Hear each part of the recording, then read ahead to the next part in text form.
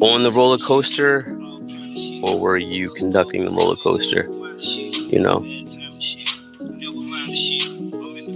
know, as I said on Ab's piece, I was like, guys basically go and campaign for the woman and audition and do all this other shit, right? To be the best butler ever, and then get on their knee and beg her to take his name. I'll promise to be the best slave ever. I mean, that's essentially what you're saying. I mean, it's just not so much the whole marriage thing, but just how you're going about things. Everything comes down to just how you go about it. There's nothing wrong with having a girlfriend, having a wife, or having any of that shit, right? It's just how you go about it.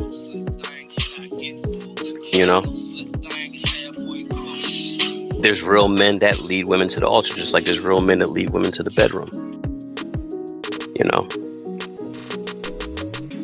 Just like there's fake dudes that, what I'm saying? They do both. Life is a lie.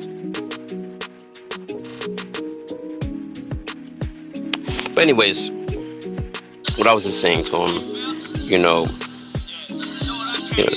the only thing that you really need to know, right? To be, I would say, helpful. And I hate to say like a plan B or whatever like that, but you got to keep that in mind. Say for example, you basically handle that situation, just leading with your nuts or your masculinity, right? Not on some like fucking like Neanderthal or caveman, but just by dealing with the issues at hand, on the spot.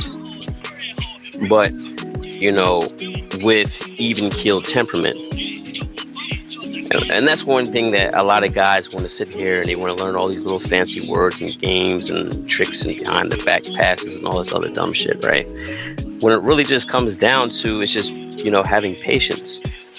First and foremost, really having patience with yourself, and not getting emotional when situations arise. You know what I'm saying? As I said before, you can't necessarily take, women personally or seriously. You can't take, what I mean by that is like, you can't take what they present to you all the time, because 9 times out of 10 they don't even know why they're presenting it to you. I mean, it's very rare that you'll come across some that have a sound mind in that sense, and a lot of them do. I mean, they have a sound mind, but in the moment, no. So they'll just jump out, say some shit, and that's based on past trauma, man. See, I said before, a woman's worst enemy is her memory, is her past.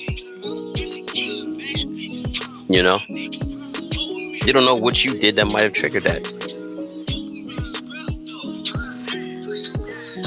Now you're gonna wonder, like, how's this all going to connect? This is all going to connect. Watch it.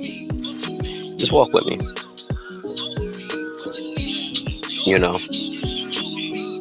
And I basically gave him the seeds, to really look at things like in a way of a thoroughbred, or a Renaissance man,